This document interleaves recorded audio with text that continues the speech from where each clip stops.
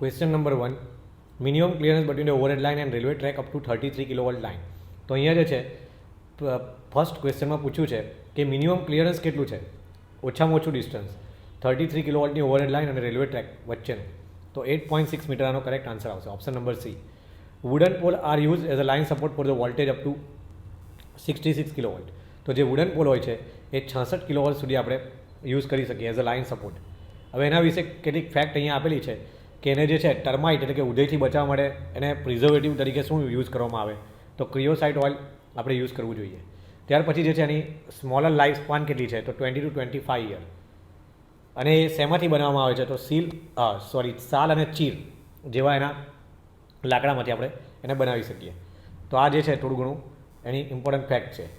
તો insulator use on, third question, insulator use on EHT transmission line are made of Teflon. Teflon જે છે as a insulator use કરી શકીએ આપણે EHT extra high tension transmission line માટે, જે beyond 132 kV અથવા તો બિયોન્ડ જે છે લગભગ એનું જે વોલ્ટેજ રેટિંગ હોય 500 kV થી વધારે અથવા તો એના જેટલું હોય 500 to 750 kV જેટલું. તો એના માટે ઇન્સ્યુલેટર તરીકે આપણે ટેફલોન યુઝ કરી શકીએ. અદરવાઇઝ નોર્મલી આપણે પોર્સેલિન યુઝ કરીએ છીએ. Clearance between the underground cable and gas pipeline. તો જે ક્લિયરન્સ હોય છે ડિસ્ટન્સ અંડરગ્રાઉન્ડ કેબલ અને ગેસ પાઇપલાઇનનું એ 1 મીટર હોય છે. Option C is correct. Which test are perform before commissioning of cable. તો બિફોર કમિશનિંગ ઓફ કેબલનું કમિશન કર્યા પહેલાં આ ત્રણ test, pressure test, insulation resistance test અને કંડક્ટર રેઝિસ્ટન્સ ટેસ્ટ, આ ત્રણ ટેસ્ટ જે છે આપણે પરફોર્મ કરવા પડે, ફરજિયાત છે. તો option D all of the above is correct. Question number 6. In a power transformer breather is provided. Breather શેના માટે હોય છે, તો બ્રીથર જે છે જે અનવોન્ટેડ મોઇસ્ચર હોય છે ટેન્કની અંદર, ટ્રાન્સફોર્મર ટેન્કની અંદર જે અનવોન્ટેડ મોઇસ્ચર હોય છે, ભેજનું પ્રમાણ, એને બહાર કાઢવા માટે, રિમૂવ કરવા માટે, to arrest the flow of moisture into the tank આપણે બ્રીથર યુઝ કરીએ છીએ. તો બ્રીથર વિશે થોડું ઘણું અહીંયા ઇમ્પોર્ટન્ટ ફેક્ટ લખી છે કે breather is basically a cylindrical vessel in which silica gel is a best absorbent તરીકે વપરાય છે. Is present through which non moist air flow occurs in a transformer. તો બ્રીથરનું કામ જે છે to help transformer which absorb the moisture with the help of silica gel. આના માટે સિલિકા જેલનો અંદર ઉપયોગ થાય છે મોઇસ્ચરને બહાર કાઢવા માટે from the atmospheric air and let it goes inside transformer, this helps to maintain the health of transformer. એટલે ટ્રાન્સફોર્મરને હેલ્ધી રાખવા માટે જે છે આપણે આનો બ્રીથરનો ઉપયોગ કરીએ છીએ અને એની અંદર સિલિકા જેલ તરીકે એબ્ઝોર્બન્ટ મટીરિયલ હોય છે. Buchholz relay. બકલ્સ રિલે જે છે એક ઓઇલ ટ્રાન્સફોર્મર, ઓઇલ કુલ ટ્રાન્સફોર્મરની અંદર આપણે યુઝ કરી શકીએ. 750 kV અથવા 500 kV ઓઇલ કુલ ટ્રાન્સફોર્મર માટે બકલ્સ રિલેનો ઉપયોગ થાય છે. તો બકલ્સ રિલે જે છે એ ગેસ એક્ચ્યુએટેડ રિલે છે. Buchholz relay is a gas actuated relay install in oil immerse transformer. જે ઓઇલ ઇમર્સ ટ્રાન્સફોર્મર હોય છે એની અંદર આ Buchholz relay main transformer tank અને કન્ઝર્વેટરની વચ્ચે જે છે બકલ્સ રિલે હોય છે at an angle of 9.5 degree. અને it is usually install in a pipeline connecting to the conservator tank, conservator to main tank. એટલે કે કન્ઝર્વેટર અને મેઇન ટ્રાન્સફોર્મર ટેન્કની વચ્ચોવચ્ચ જે છે આપણે બકલ્સ રિલે એનું લોકેશન, એને જે એક્ઝેક્ટ એનું જે લોકેશન છે બકલ્સ રિલે ટ્રાન્સફોર્મર ટેન્ક અને કન્ઝર્વેટરની વચ્ચે હોય છે. અને એનો યુઝ જે છે એ એક્સેસ ઓફ 750 kV. તો જે ટ્રાન્સફોર્મરનું રેટિંગ, જે ઓઇલ ઇમર્સ ટ્રાન્સફોર્મર હોય જેનું રેટિંગ 750 kV અને એની અબો હોય, તો એના માટે આપણે આનો ઉપયોગ કરીએ. એનો એ જે છે બીજો એક પ્રશ્નની અંદરથી સબ ક્વેશ્ચન એવો નીકળીને આવે કે આફ્ટર ઇઝ ઇન્વેન્ટર, એના શોધકના નામ પછી એની જે ડિસ્કવરી કરી હતી, તો Buchholz is use to give an alarm in case of incipient fault. Incipient means અંદર જે ડેવલપિંગ સ્લો ફોલ્ટ હોય, સ્લો ડેવલપિંગ ફોલ્ટ માટે બકલ્સ રિલે એલાર્મ આપશે. અને એકદમ સિવિયર ફોલ્ટ હોય, સિવિયર ઇન્ટરનલ ફોલ્ટ માટે, તો એ જે છે ટ્રાન્સફોર્મરને ડિસ્કનેક્ટ કરી નાખશે. To disconnect the transformer from supply main in case of severe internal fault. જો ડેન્જરસ ફોલ્ટ હોય, એકદમ સિવિયર ફોલ્ટ હોય, તો ટ્રાન્સફોર્મરને એક છૂટું પાડી દેશે બકલ્સ રિલે. અને જો સ્લો ડેવલપિંગ ફોલ્ટ હોય તો સ્લો ડેવલપિંગ ફોલ્ટ માટે જે છે એ એલાર્મ આપશે. તો બકલ્સ રિલેનો ઉપયોગ જે છે 750 kV અને એનાથી ઉપરના રેટિંગ ટ્રાન્સફોર્મર માટે થાય, ઓઇલ ઇમર્સ ટ્રાન્સફોર્મર માટે. અને ટ્રાન્સફોર્મર ટેન્ક અને કન્ઝર્વેટરની વચ્ચે જે પાઇપલાઇન કનેક્ટિંગ હોય, જે પાઇપ કનેક્ટિંગ હોય એની વચ્ચે જે છે બકલ્સ રિલેને એનું લોકેશન એને મૂકવામાં આવે છે. તો basically Buchholz relay is use on oil immerse transformer. Tapping in a transformer usually provide હોય. તો ટેપિંગ જે છે ટ્રાન્સફોર્મરની અંદર હાઈ વોલ્ટેજ વાઇન્ડિંગ, જેનું વોલ્ટેજ રેટિંગ વધારે હોય એ હાઈ વોલ્ટેજ વાઇન્ડિંગ કહેવાય. એની પર ટેપિંગ જે છે એને પરથી ટેપિંગ લેવામાં આવે છે. The grid substation are normally outdoor substation. Lightning arrester, question number 10, lightning arrester is in a normal condition. હવે જે લાઇટનિંગ અરેસ્ટર હોય છે એ લાઇટનિંગ અરેસ્ટર આપણને ટ્રાવેલિંગ સર્જ ગ્રાઉન્ડ વાયર હોય છે, જે ઓવરહેડ ગ્રાઉન્ડ વાયર શું કરે, તો ઓવરહેડ ગ્રાઉન્ડ વાયર જે છે આપણને ડાયરેક્ટ લાઇટનિંગ સ્ટ્રોકથી બચાવે. ઓવરહેડ લાઇન વાયર જે છે ડાયરેક્ટ લાઇટનિંગ સ્ટ્રોકથી પ્રોટેક્શન આપે ટ્રાન્સમિશન લાઇનને. અને લાઇટનિંગ અરેસ્ટર જે છે જે અંદર જે લાઇનની અંદર જે ટ્રાવેલિંગ સર્જિસ હોય છે એનાથી પ્રોટેક્શન માટે લાઇટનિંગ અરેસ્ટર હોય છે. પણ એ લાઇટનિંગ અરેસ્ટર તમને પૂછ્યું છે નોર્મલ કન્ડિશનમાં કેવું હોય, તો લાઇટનિંગ અરેસ્ટરની normal condition provide a high resistance path between a line and earth. In case of abnormal condition, that means in case of fault, તો ફોલ્ટની કન્ડિશનમાં જે છે એ લો રેઝિસ્ટન્સ પાથ પ્રોવાઈડ કરે લાઇન અને અર્થની વચ્ચે, જેનાથી વધારેમાં વધારે કરંટ જે છે ગ્રાઉન્ડ થઈ જાય. તો અહીંયા જે છે ખાસ ધ્યાન રાખવાનું છે કે lightning arrester in normal condition provide high resistance path between line and earth. Normal condition એટલે કે અત્યારે ફોલ્ટ નથી. જો ફોલ્ટ હોય તો એને એબનોર્મલ કન્ડિશન કહેવાય. અને એબનોર્મલ કન્ડિશનની અંદર low resistance path between line and earth એ પ્રોવાઈડ કરે લાઇટનિંગ અરેસ્ટર. અને લાઇટનિંગ અરેસ્ટર શેનાથી પ્રોટેક્શન આપે આપણા ટ્રાન્સમિશન લાઇને, તો જે ટ્રાવેલિંગ સર્જ છે, જે લાઇનની અંદર ટ્રાવેલ કરતો જે સર્જ હોય છે એની સામે પ્રોટેક્શન આપે લાઇટનિંગ અરેસ્ટર. તો ક્વેશ્ચન નંબર 10નો જે આન્સર છે high resistance path between line and earth, option A is correct. Series reactor. હવે સિરીઝ રિએક્ટર જે છે question number 11, series reactor are used to bring down the fault level. તો fault લેવલને જે છે reduce કરવાનું કામ કરે સિરીઝ રિએક્ટર. સિરીઝ રિએક્ટર જે છે આપણા સબસ્ટેશન અને એની અંદર એક ઇમ્પોર્ટન્ટ એલિમેન્ટ છે. સિરીઝ રિએક્ટર છે, શન્ટ રિએક્ટર છે. તો સિરીઝ રિએક્ટરનું કામ શું છે, to bring down the fault level. તો અહીંયા સિરીઝ રિએક્ટર વિશે થોડી ઇમ્પોર્ટન્ટ ફેક્ટ આપી છે કે series reactor are use as a current limiting reactor. એને આપણે બીજું નામ કરંટ લિમિટિંગ રિએક્ટર તરીકે પણ ઓળખીએ છીએ કે series reactor are use as a current limiting reactor to increase the impedance of the system, and such reactor are use to limit the starting current of synchronous electric motor and to compensate the reactive power in order to improve the transmission capacity of power line.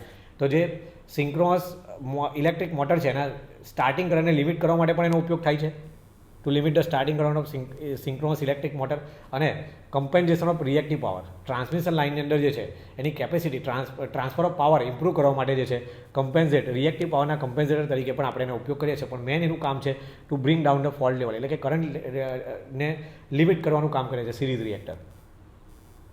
તો option number D is right, to bring down the fault level.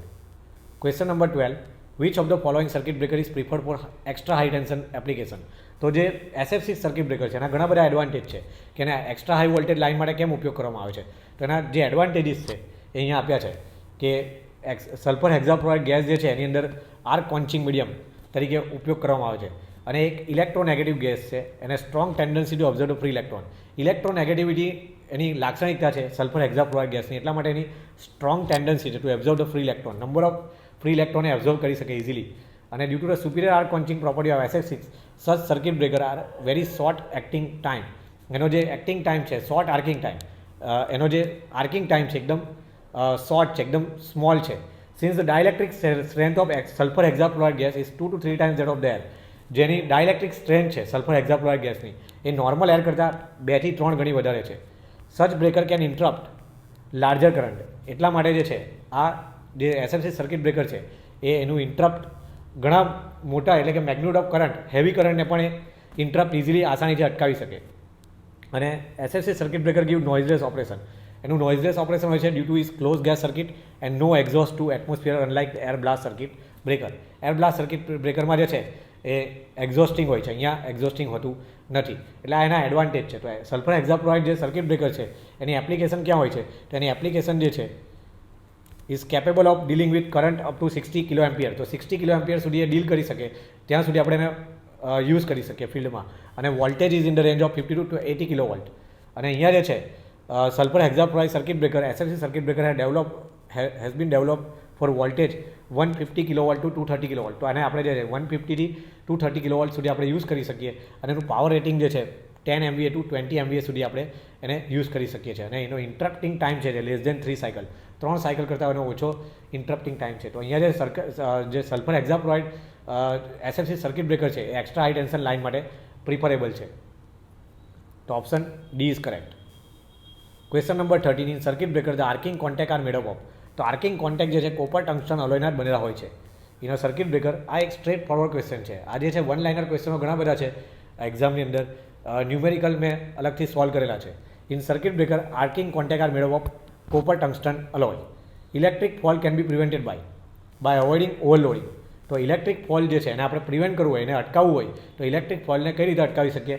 તો આપણે જે છે અવોઇડિંગ overloading આપણે અટકાવવું જોઈએ, જેથી આપણે ઇલેક્ટ્રિક ફોલ્ટને આપણે પ્રિવેન્ટ કરી શકીએ. રબર ગ્લોવ્સ જે આપણે સેફટી માટે યુઝ કરીએ છીએ, કેટલા વોલ્ટેજ સુધી આપણે યુઝ કરી શકીએ? તો 3000 વોલ્ટ સુધી. ક્વેશ્ચન નંબર 15 જે છે, rubber gloves are safe up to 3000 volt. ત્યાર પછી question number 16, the most common type of fault, single phase to ground fault. 80% total fault જે છે ટ્રાન્સમિશન લાઇનની અંદર 80% જે ફોલ્ટ છે એ single phase to ground fault હોય છે. Most common type of fault. અને સૌથી ડેન્જરસ ફોલ્ટ કયો? તો મને પ્રશ્ન પૂછાય કે જે મોસ્ટ કોમન ફોલ્ટ છે તો આપણો 80% of total fault are single line to ground fault. But symmetrical fault જે છે, જેને આપણે 3 ફેઝ ફોલ્ટ કહીએ છીએ, 3 line triple line to line fault, 3 phase symmetrical fault, A most dangerous fault હોય છે. હવે અહીંયા આપ્યું છે કે ક્વેશ્ચન નંબર 17, આ એક ન્યુમેરિકલ છે કે 4 alternator each rated at 5 MVA 11 kV 11 kV with 20% reactance are working in parallel. The short circuit level at bus bar. તો આનું શોર્ટ સર્કિટ લેવલ પૂછ્યું છે. 4 ઓલ્ટરનેટર આપેલા છે અને દરેકનું રેટિંગ જે છે 5 MVA અને 11 kV છે અને 20% reactance are working in parallel.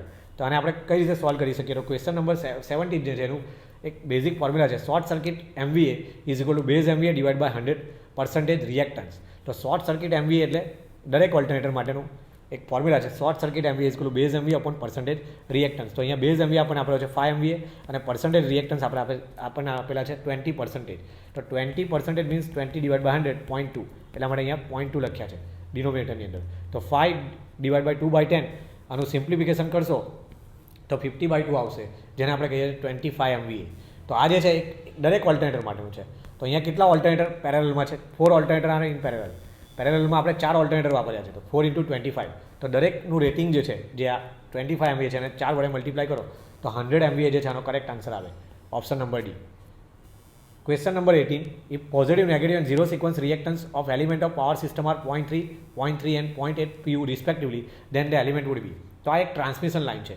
In case of transmission line, positive and negative sequence impedance are all of equal value. Z1 and Z2, that is positive sequence impedance and negative sequence impedance or reactance, equal positive and negative sequence impedance of the transmission line. તો transmission લાઇનની અંદર જે છે positive અને negative sequence impedance અથવા reactance જે છે એ સમાન હોય. Suppose x1 x2 is equal two 0.3 અહીંયા આપેલા છે એ પ્રમાણે, અને જે આપણું જે ઝીરો સિક્વન્સ ઇમ્પિડન્સ આપ્યું છે એ 0.8 છે.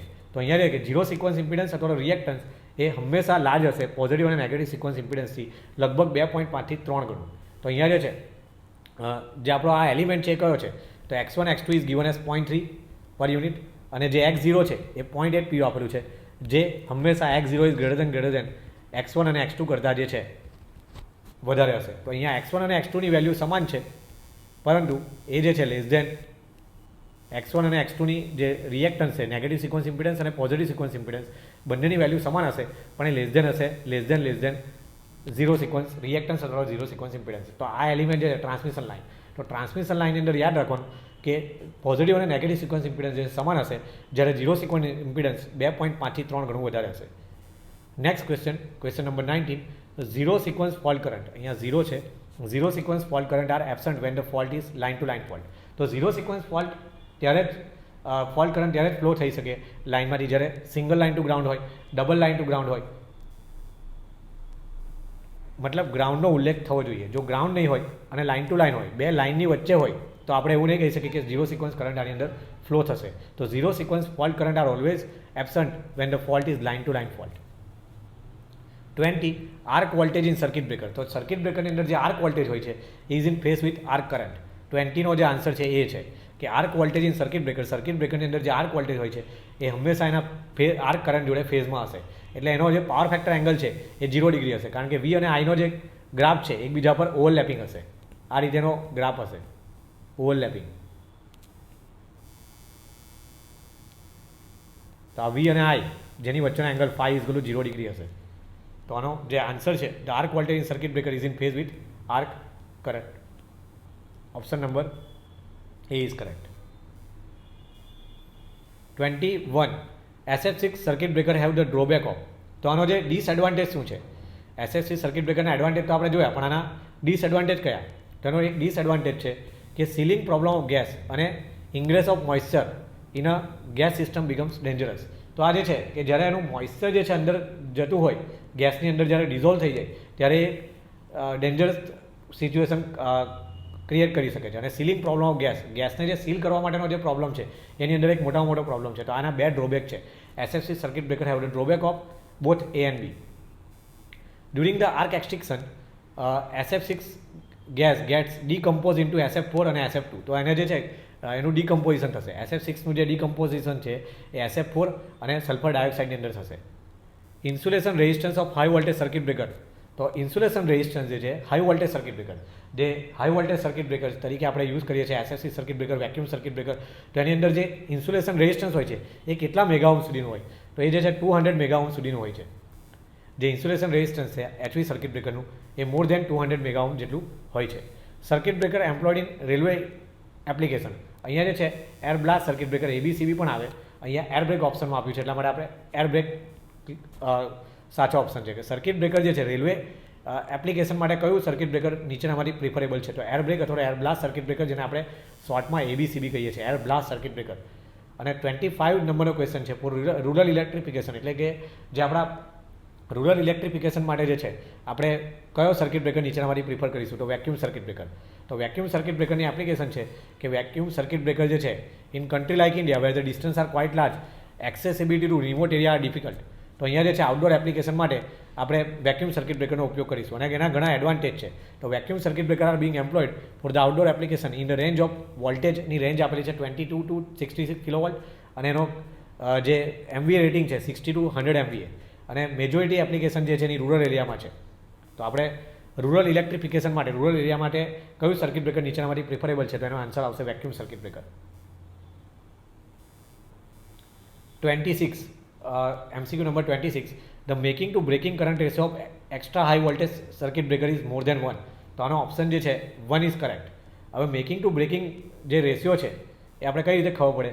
તો મેકિંગ કેપેસિટી જે છે સર્કિટ બ્રેકરની એ મેકિંગ કેપેસિટી 2.55 ગણી વધારે હોય છે બ્રેકિંગ કેપેસિટીથી. Making capacity is 2.55 times more than symmetrical breaking capacity. તો અહીંયા જે છે આપણને પૂછ્યું છે કે making to breaking ratio, making capacity of circuit breaker to breaking capacity of circuit breaker is always greater than 1, કારણ કે 2.55 ગણું વધારે છે. Making capacity of circuit breaker is 2.55 times more than that of the symmetrical breaking capacity. અને અહીંયાની definition પણ આપી છે કે breaking capacity is √3 voltage into current into 10⁻⁶ MVA, જે આપણે નીચેના MCQમાં એનો ન્યુમેરિકલમાં એનો ઉપયોગ કરીશું. તો આનો આન્સર છે more than 1. The ratio of making current to breaking current is always greater than 1. Three-phase, question number 27. A three-phase circuit breaker is rated at 2000 MVA, 33 kilovolt is its making current. તો અહીંયા આપણને making current પૂછ્યો છે અને એની જે MVA rating છે 2000 MVA, એનો line voltage છે 33 કિલોવોલ્ટ અને મેકિંગ કરંટ આપણને પૂછ્યું છે. તો બ્રેકિંગ કેપેસિટીનું ફોર્મ્યુલા છે √3 times voltage current into 10⁻⁶ MVA. તો બ્રેકિંગ કેપેસિટી આપણને MVAમાં આપી છે 2000 MVA, તો એની જગ્યાએ લેફ્ટ સાઈડ આપણે એની વેલ્યુ મૂકીશું ઇઝ ઇક્વલ ટુ √3, વોલ્ટેજની જગ્યાએ 33 કિલોવોલ્ટ અને 33 કિલોવોલ્ટ એટલે 33 ઇન્ટુ 10⁻³ વોલ્ટ એને વોલ્ટેજમાં કન્વર્ટ કર્યું છે. અને આઈ જે છે આપણે શોધવાનું છે, જે આપણે બ્રેકિંગ કરંટ છે. બ્રેકિંગ કેપેસિટી આપી હોય તો આપણે બ્રેકિંગ કરંટ પહેલાં શોધવાનો છે, ત્યાર પછી આપણે મેકિંગ કરંટ શોધીશું. તો બ્રેકિંગ કરંટ જે છે કે 2000 ઇન્ટુ 10⁻⁶, આ 10⁻⁻6 આભાવ જશે. તો ઉપર જે છે 2000 into 10⁻⁶ divide by √3 into 33 into 10⁻³. તો આનું જે સાદું રૂપ આપીશું તો આપણને જે બ્રેકિંગ કરંટ છે લગભગ 35 કિલો એમ્પિયર જેટલો મળશે. તો 35 કિલો એમ્પિયરનું જે છે આપણે 2.55 વડે મલ્ટીપ્લાય કરીશું. તો મેકિંગ કરંટ એટલે શું? તો making current is 2.55 times more than that of the breaking current. તો 89 કિલો એમ્પિયર જે છે આનો કરેક્ટ આન્સર છે. Question number 28. Purpose of backup protection. તો બેકઅપ પ્રોટેક્શન કેમ વાપરીએ છીએ આપણે રિલેની અંદર? To increase the protection reliability વધારવા માટે જે છે પ્રોટેક્શનની જે રિલાયબિલિટી વધારી હોય તેના માટે આપણે બેકઅપ પ્રોટેક્શનનો યુઝ કરીએ છીએ. By burdening of the relay we generally mean volt ampere rating of the relay. Burden of the relay means એનું volt ampere rating of the relay એવું આપણે કહી શકીએ. ક્વેશ્ચન નંબર 29નો ઓપ્શન છે A is correct. 30. In over current protection the setting of earth fault relay is always less than phase fault relay. તો જે over current protection છે એની અંદર setting of earth fault relay છે, જે અર્થ fault relay છે એનું સેટિંગ જે છે એ ફેસ ફોલ્ટ રિલે કરતાં એ લેસ દેન હોય છે, ફેસ ફોલ્ટ રિલે કરતાં ઓછું હોય છે. જે setting of earth fault relay છે is less than phase fault relay. Option number C is correct. Question number 31, directional overcurrent relay use for the protection of ring band distribution line માટે directional overcurrent relay જે છે નીચેનામાંથી કયા protection માટે use થશે? તો ring band distribution line માટે use થશે. Mho relay is a voltage restraint directional relay. તો મો રિલે હોય, રિએક્ટન્સ રિલે હોય કે ઇમ્પિડન્સ રિલે હોય. ઇમ્પિડન્સ રિલે આપણે જે છે શોર્ટ ટ્રાન્સમિશન લાઇન માટે યુઝ કરીએ.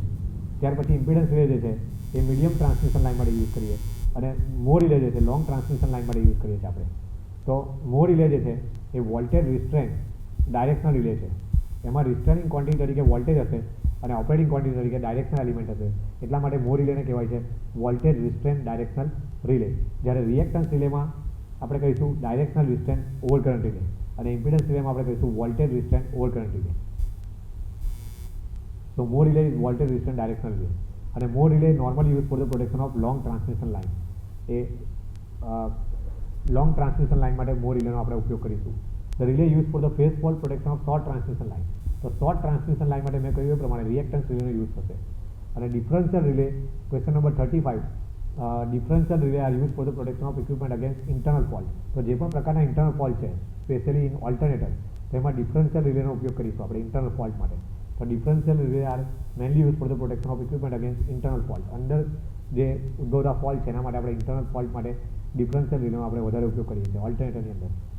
Question number 36, zero sequence current is use for relaying purpose only in case of ground over current relay. તો જે ગ્રાઉન્ડ ઓવર કરંટ રિલે છે એમાં zero sequence current is use for relaying purpose in case of ground over current relay. Option number C is correct. Question number 37, boundary of protective system is determined by the location of current transformer. તો જે protective સિસ્ટમની અંદર જે આપણે boundary છે એ determine કોના location દ્વારા આપણે કરી શકીએ? તો કરંટ ટ્રાન્સફોર્મરના લોકેશન દ્વારા આપણે એ boundary of protective system determine એટલે ફાઇન્ડ કરી શકીએ. ક્વેશ્ચન નંબર 37નો આન્સર છે CT, option C. Question number 38, any winding of power transformer develop short circuit owing to insulation failure. તો પાવર ટ્રાન્સફોર્મરની અંદર જે છે કોઈ પણ વાઇન્ડિંગ હોય એની અંદર શોર્ટ સર્કિટ ડેવલપ થવાનું મુખ્ય કારણ શું છે? તો option number B insulation failure છે. તો ઇન્સ્યુલેશનની અંદર જો કોઈ ખામી સર્જાય, ઇન્સ્યુલેશન ફેલિયર થાય તેના કારણે જે છે પાવર ટ્રાન્સફોર્મરનું વાઇન્ડિંગની અંદર શોર્ટ સર્કિટ ફોલ્ટ ડેવલપ થાય છે. એનું મુખ્ય કારણ આ છે. For the protection of transformer harmonic resistance is use to guard against magnetising inverse current. Question number 39, option number A is correct. For the protection of transformer harmonic resistance is use to guard against magnetising inverse current. 40, the busbar zone fault are generally. જે બસબારની અંદર થતા fault છે એ કયા પ્રકારના હોય છે? Single line to ground fault, single line to ground fault L2G fault હોય છે busbar zone fault. 41, line trap in a long transmission line is use to confine the carrier signal in the line. તો line trapping જે use કરીએ છીએ આપણે long transmission લાઇનની અંદર એ career સિગ્નલને કન્ફાઇન કરવાનું કામ કરે છે લાઇનની અંદર. 42, overhead ground wire are use to protect the transmission line. તો મેં અગાઉ કહ્યું એ પ્રમાણે કે ઓવરહેડ ગ્રાઉન્ડ વાયર જે હોય છે ટ્રાન્સમિશન લાઇનની અંદર સૌથી ટોપનો જે ટાવરની ઉપરનો વાયર હોય છે ઓવરહેડ ગ્રાઉન્ડ વાયર હોય તો એ જે છે ટ્રાન્સમિશન લાઇને તેની સામે પ્રોટેક્શન આપે.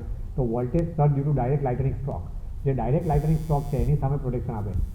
Overhead ground wire are use to protect the transmission line against voltage surge due to direct lightning stroke.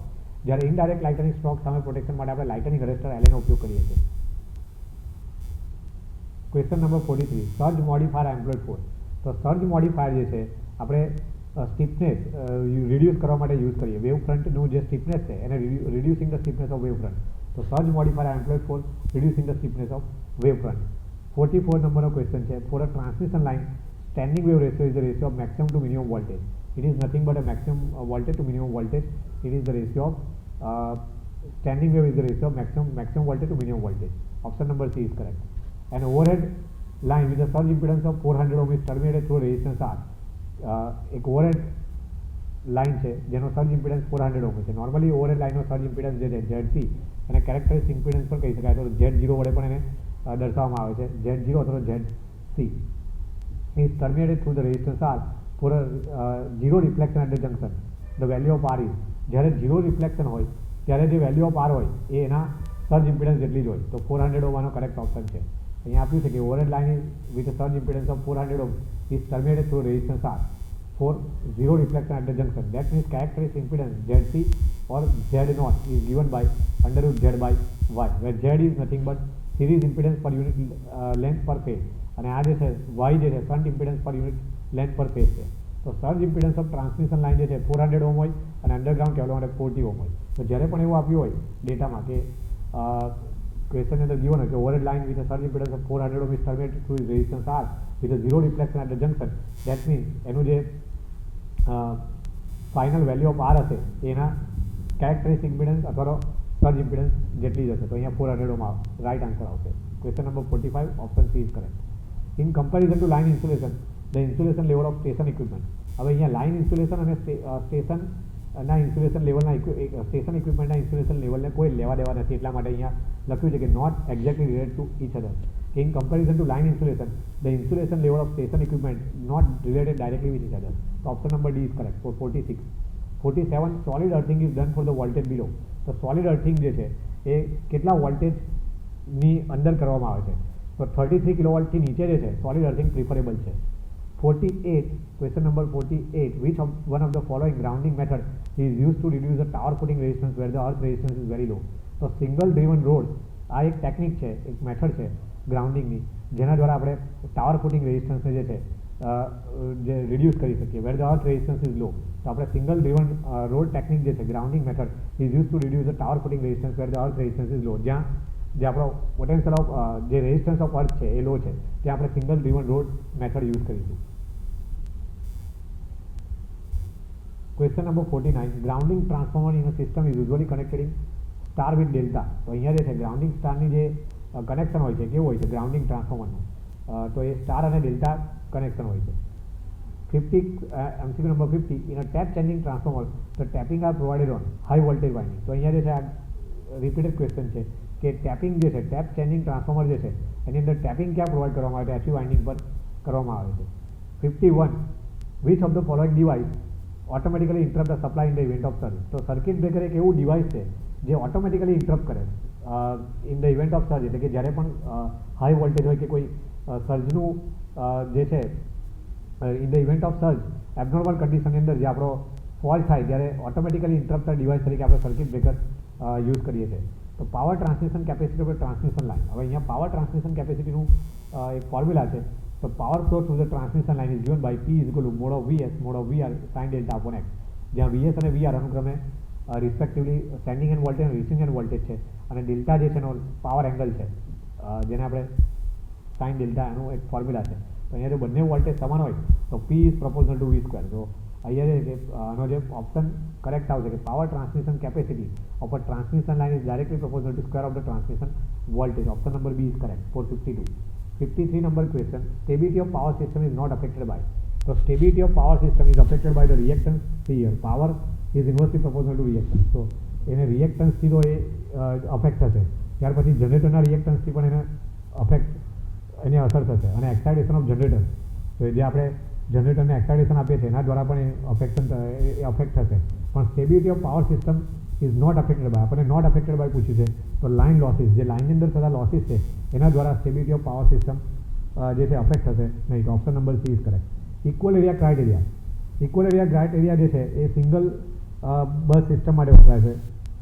જે જનરેટર જે છે સિંગલ જનરેટર ઇન્ફાઇનાઇટ બસ જોડાયેલું હોય ત્યારે આપણે ઇક્વલ એરિયા ક્રાઇટેરિયાનો ઉપયોગ કરીશું. અને સ્વિંગ ઇક્વેશન જે છે એ મલ્ટી મશીનની સ્ટેબિલિટી માટે આપણે સ્વિંગ ઇક્વેશનનો ઉપયોગ કરીએ છીએ. તો ઇક્વલ એરિયા ક્રાઇટેરિયા જે છે એ ઇન્ફોર્મેશન તેના રિગાર્ડિંગ આપે છે, તો એબ્સોલ્યુટ સ્ટેબિલિટી વિશે જે છે એ ઇન્ફોર્મેશન આપે છે. 55 question number, with a fault clearing time the transient stability of power system decreases. જેવો ફોલ્ટ ક્લિયરિંગ ટાઈમ જે છે, with a fault clearing time, જો આપણો જે ક્લિયરિંગ ટાઈમ છે ફોલ્ટનો, એ with fault clearing time the transient stability limit of a power system is reduces or decreases. So option B is correct. Question number 56, the transient stability of power system can be effectively improved by. તો આની જે ઘણી technique હોય છે એમાંની એક technique છે કે ટ્રાન્ઝિયન્ટ સ્ટેબિલિટી ઓફ પાવર સિસ્ટમને ઇફેક્ટિવલી ઇમ્પ્રૂવ કરવી હોય તો single pole switching of circuit breaker આપણે યુઝ કરી શકીએ. તો transient stability of power system can be effectively improve by single pole switching of circuit breaker. 57, load flow પર 57, load flow study involve solving simultaneous non linear algebraic equation. તો load flow સ્ટડીની અંદર જે આપણે equation solve કરીએ છીએ non linear algebraic equation હોય છે. Question number 58, Gauss Seidel iterative method can be use for solving a set of linear algebraic equation. તો એની અંદર જે ઇટરેટિવ મેથડ છે, ગોસ સિડલ ઇટરેટિવ મેથડ, એની અંદર જે સેટ હોય છે ઇક્વેશનનો એ કયા પ્રકારના હોય છે? લિનિયર એલ્જેબ્રિક ઇક્વેશન પ્રકારના હોય છે.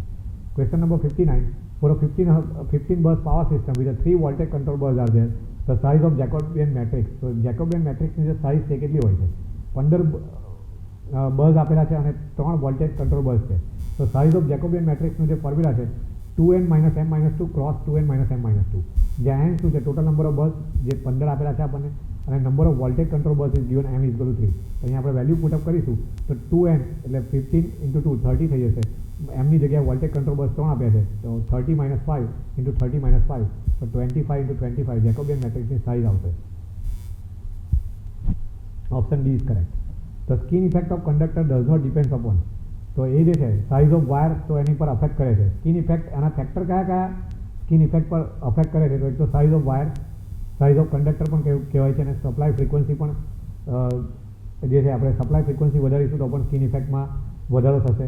તો એના પર પણ ડિપેન્ડ કરે છે. અને નેચર ઓફ મટીરિયલ, કે કયા પ્રકારનું મટીરિયલ છે, તો એના પર પણ અફેક્ટ કરશે, ડિપેન્ડ કરશે. તો does not depend upon. The skin effect of conductor does not depend on ambient temperature.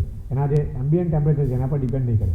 તો સ્કિન ઇફેક્ટ વિશે અહીંયા ઇમ્પોર્ટન્ટ ફેક્ટ આપી છે કે non uniform distribution of electric current over the surface of or skin of conductor carrying AC is called as skin effect. તો અહીંયા છે કે સરફેસ પર બધો કરંટ અહીંયા જે છે એક્યુમ્યુલેશન થઈ જશે, તો એને કહેવાય non uniform distribution of electric current over the surface or skin of conductor carrying AC is called as skin effect.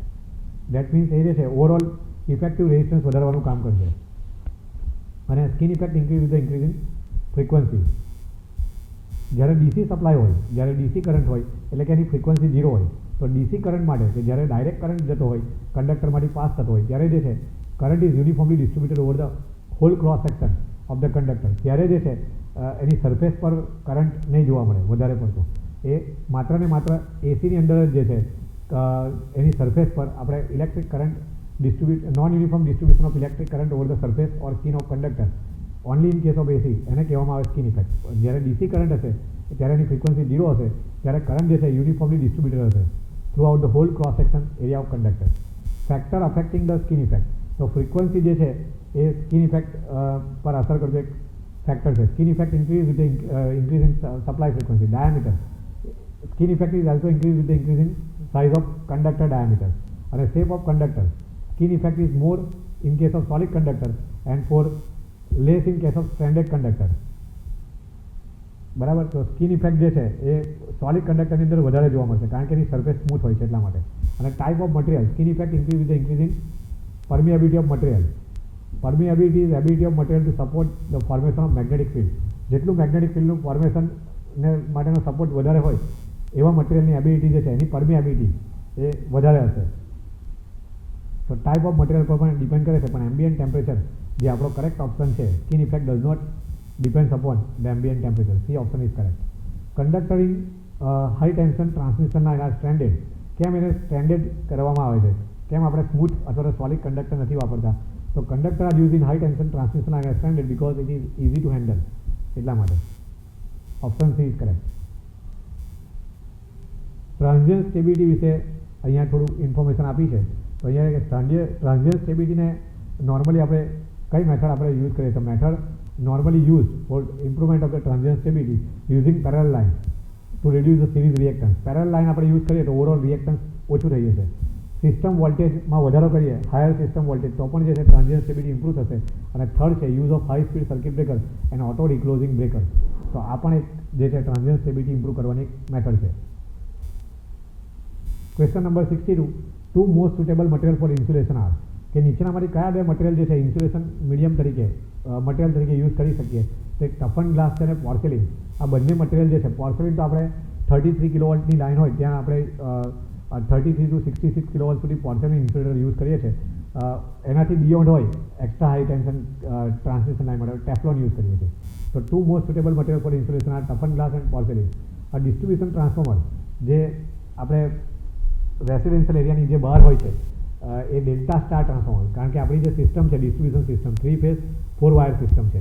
તો 4 વાયર ક્યારે મળે? જ્યારે આપણો સેકન્ડરી સાઇડ જે સ્ટાર સાઇડ હોય ત્યારે ડેલ્ટા સ્ટાર.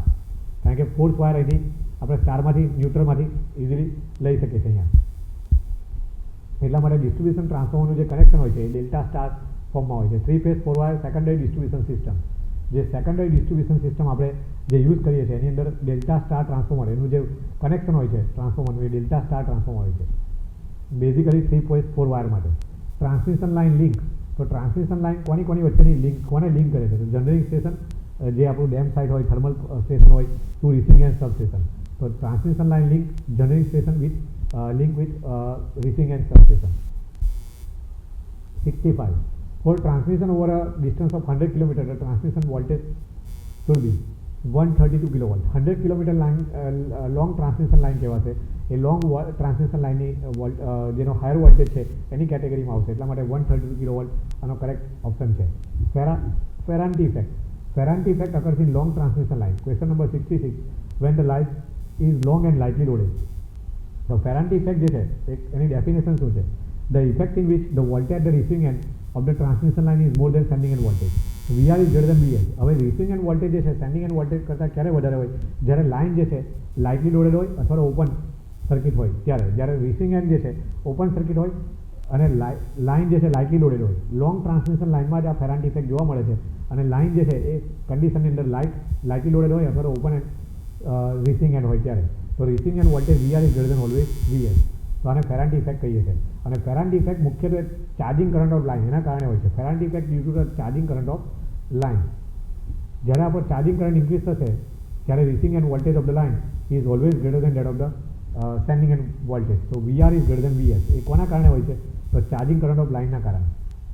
અને એને રિડ્યુસ કરવા માટે આપણે શું વાપરીએ છીએ? Shunt reactor. Shunt reactor is a inductive current element connected between the line and neutral. તો પેરેલલી કનેક્ટર હોય છે લાઇન અને ન્યુટ્રલની વચ્ચે to compensate the capacitive current from the transmission line. જે આપણે શન્ટ રિએક્ટર હોય છે એ લાઇન અને ન્યુટ્રલની વચ્ચે પેરેલલી કનેક્ટર હોય છે અને જે છે આ શન્ટ રિએક્ટર મેનલી ફેરાન્ટી ઇફેક્ટને ઓવરકમ કરવા માટે વપરાય છે. When these effects occur, when the Faraday effect occurs in a long lightly loaded transmission line, shunt reactor compensates the capacitive VR, capacitive volt ampere reactive જે line છે જે line draw કરે છે કેપેસિટી વોલ્ટ એમ્પિયર રિએક્ટિવ એને કમ્પેન્સેટ કરવાનું કામ કોણ કરે છે? Shunt reactor. એટલા માટે આપણો VR જે છે એ VS કરતાં ઓછો રહેશે. અધરવાઇઝ લાઇટલી લોડેડ લાઇન હોય કે જ્યારે પણ આપણો ચાર્જિંગ કરંટ વધી જાય લાઇનનો ત્યારે જે છે અને કેપેસિટી વોલ્ટ એમ્પિયર રિએક્ટિવને કમ્પેન્સેટ કરવા માટે આપણે પેરેલલી લાઇન અને ન્યુટ્રલને પેરેલલી આપણે શન્ટ રિએક્ટર યુઝ કરીએ છીએ. To reduce the Faraday effect, we use shunt reactor.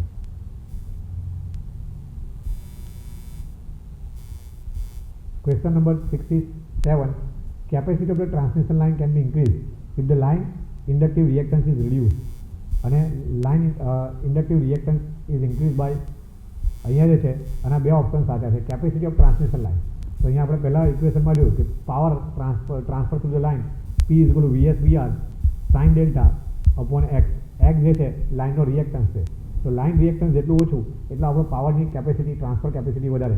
અને બીજી વસ્તુ કે આપણે જો વોલ્ટેજ લેવલ વધારીએ તો પણ જે છે હાઈ પાવર ટ્રાન્સફર આપણે કરી શકીએ. તો આનો જે ઓપ્શન છે 67 છે.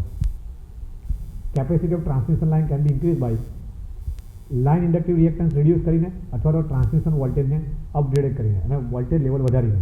આ બી અને સી ઓપ્શન બંને કરેક્ટ છે. Question number 68. In a high voltage transmission line, the effect of capacitance can be neglected when the length of line is less than 80 km. તો જ્યારે પણ આપણું શોર્ટ ટ્રાન્સમિશન લાઇન હશે જે 80 કિલોમીટરથી નીચે હશે જેનું લેન્થ, તો એને આપણે શોર્ટ ટ્રાન્સમિશન લાઇનની કેટેગરીમાં મૂકીશું અને ઇફેક્ટ ઓફ કેપેસિટન્સ ત્યારે નિગ્લેક્ટ થશે for 80 kilometre line. When the line length is less than 80 km, then effect of capacitance can be neglected. તો અહીંયા આપ્યું છે કે transmission line are classified according to the product of the length and frequency. તો length અને ફ્રીક્વન્સીનું product જે છે શોર્ટ ટ્રાન્સમિશન લાઇન માટે લેસ દેન 4000 હશે. મીડિયમ ટ્રાન્સમિશન લાઇન માટે લેન્થ અને ફ્રીક્વન્સીનું જે વેલ્યુ છે એ બટવીન 4000થી 10000ની અંદર હશે, એની વચ્ચે હશે. અને લોંગ ટ્રાન્સમિશન લાઇન માટે લેન્થ અને ફ્રીક્વન્સીની વેલ્યુ જે છે ગ્રેટર દેન 10000 હશે. તો અહીંયા જે છે આપણે લખી શકીએ કેપેસિટી રિએક્ટન્સ કેટલું. તો કેપેસિટી રિએક્ટન્સનું ફોર્મ્યુલા છે XC is equal to 1/ωc અને ωc equal to 2πfc લખી શકીએ છીએ આપણે. ωc is equal to 2πfc. તો અહીંયા XC is equal to 1/2πfc into L. તો કેપેસિટન્સ પર મીટરને આપણે C કહીશું અને કેપેસિટન્સ ઓફ હોલ લાઇન એને લેન્થ જોડે મલ્ટીપ્લાય કરીએ તો capacitance of whole line C into L. અને શન્ટ કેપેસિટી રિએક્ટન્સ કેટલું? તો 1/2πfc into L. તો જો F અને Lનો રેશિયો F અને Lનો જે પ્રોડક્ટ છે એ શોર્ટ ટ્રાન્સમિશન લાઇન માટે કેટલું છે? લેસ દેન 4000 છે. તો જો capacity reactance X is inversely proportional to જે લેન્થ ઇન્ટુ ફ્રીક્વન્સી. તો એ જે છે શોર્ટ ટ્રાન્સમિશન લાઇન માટે લેસ દેન 4000 છે, એટલા માટે આપણું કેપેસિટી રિએક્ટન્સ જે છે એ in case of short transmission line the shunt capacity reactance will be high.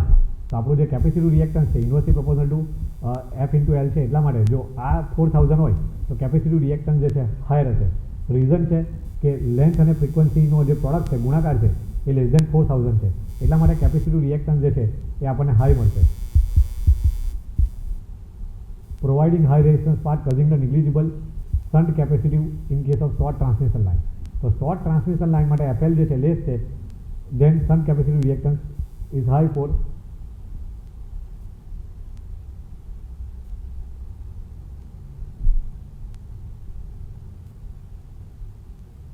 તો અહીંયા જે છે આપણો FL ફ્રીક્વન્સી અને લેન્થનો જે ગુણાકાર છે એ શોર્ટ ટ્રાન્સમિશન લાઇન માટે ઓછો છે, એટલા માટે શન્ટ કેપેસિટી રિએક્ટન્સ જે છે FL is less than in case of short transmission line, then shunt capacity reactance will be high, thus providing high resistance path causing the negligible of shunt capacitance in short transmission line.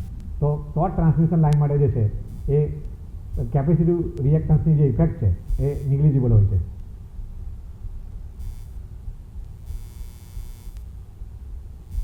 So option number A is correct. In HV transmission line, the effect of capacitance can be neglected when the length of line is less than 80 km. 69 question number. With an increase in series reactive loss in a transmission system, the system voltage degrade, એટલે કે વોલ્ટેજનું reduction થશે.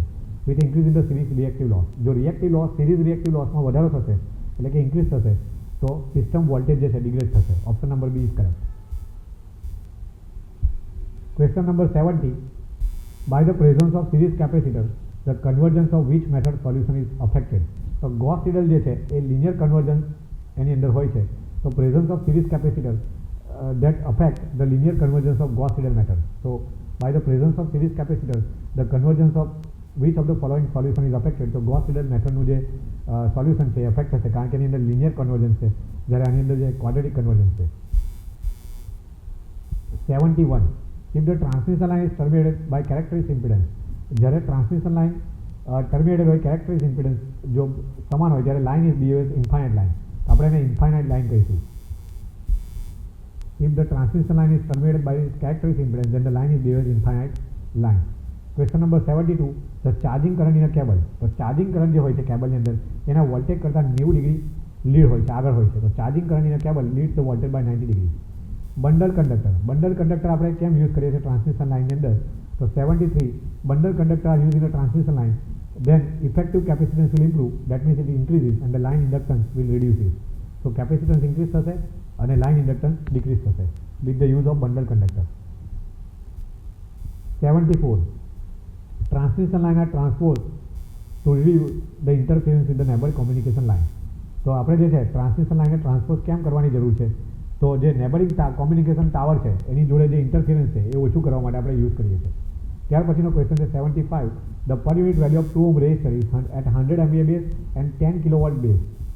The voltage is ZPU new. આપણે જે છે per unit impedance શોધવાનું છે, તો new impedance ZPU new is equal to ZPU old into kilovolt square B upon MVA B. તો અહીંયા જે છે ZPU ઓલ્ડ કેટલો આપણો છે 2 ઓહ્મ ઇન્ટુ કિલોવોલ્ટ કેટલા છે 10 કિલોવોલ્ટ. તો 10 into 10 has a power 10⁶ divide by 100 into 10⁶ MVA base છે એટલા માટે. તો અહીંયા આપણને મળશે આફ્ટર સોલ્વિંગ ધીસ 2 PU. તો ZPU ન્યૂ પણ આપણને 2 પર યુનિટ મળશે. Next question 78. If a line resistance and reactance, કોઈ પણ લાઇન માટે જો એનો રેઝિસ્ટન્સ અને રિએક્ટન્સ ઇક્વલ હોય તો એનું રેગ્યુલેશન અને જો 0 હોય તો લોડ કેટલો?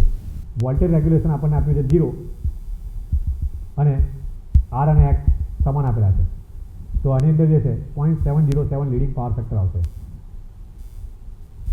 તો વોલ્ટેજ રેગ્યુલેશનનું ફોર્મ્યુલા છે IR cos phi r minus IXL sin phi r. પર યુનિટના ટર્મમાં પણ તમે યુઝ કરી શકો છો.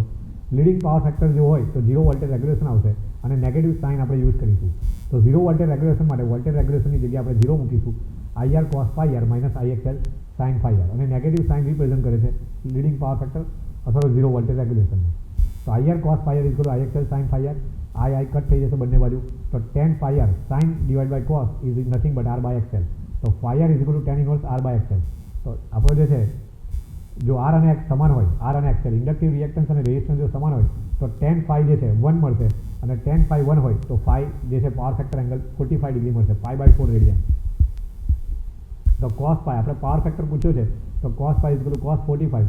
cos 45 has a value 1/√2 અને 1/√2 જે છે 0.707 આવશે. અને અહીંયા જે છે નેગેટિવ સાઇન છે એટલા માટે લીડિંગ પાવર ફેક્ટર. તો આપણો જે ઓપ્શન છે ઓપ્શન નંબર સી કે જ્યારે પણ લાઇનની અંદર રેઝિસ્ટન્સ અને રિએક્ટન્સની વેલ્યુ સમાન હોય અને વોલ્ટેજ રેગ્યુલેશન 0 આપ્યું હોય ત્યારે લીડિંગ પાવર ફેક્ટર હોય અને tan phi is equal to 1 ક્યારે મળે જ્યારે 45 ડિગ્રી હોય ત્યારે તો cos phi ની value cos root 1/√2 that is equal to cos 45 is equal to 1/√2 0.707 leading power factor. નીચેનો ક્વેશ્ચન પણ સેમ જ છે કે short transmission line with ratio of r/x. તો અહીંયા પણ r અને x સમાન છે કારણ કે 1 રેશિયો આપણો છે, r/x is nothing but 1. Then zero voltage regulation is obtained when the power factor of load is 0.707 leading power factor. Surge impedance 400 means surge impedance હોય છે એ ટ્રાન્સમિશન લાઇન માટે 400 ઓહ્મ હશે. Characteristic impedance of transmission line અને underground cable હશે તો એના માટે જે છે 40 થી 50 ઓહ્મ હશે. તો સર્જ ઇમ્પિડન્સ 400 ઓહ્મ મીન્સ શું કે લાઇન જે છે theoretically loaded up to 400 ohm હોય, પ્રેક્ટિકલી નહીં, થિયોરિટિકલી લોડેડ. તો surge impedance of 400 ohm means line can be theoretically loaded up to 400 ohm. In a load flow analysis, load at bus is represented as. તો load bus જે છે એને PQ બસ તરીકે પણ ઓળખવામાં આવે છે, લોડ અથવા તો PQ બસ તરીકે ઓળખવામાં આવે છે. તો લોડ બસની અંદર કઈ કઈ ક્વોન્ટિટી નોન હોય તો લોડ બસ હોય ત્યાં P અને Q રિએક્ટિવ પાવર અને એક્ટિવ પાવર જે છે નોન હશે. તો અહીંયા in load flow analysis load at bus is represented as constant real and reactive power drawn from the bus. Question number 80. In a power system, lightning arresters are used to protect the electric equipment against.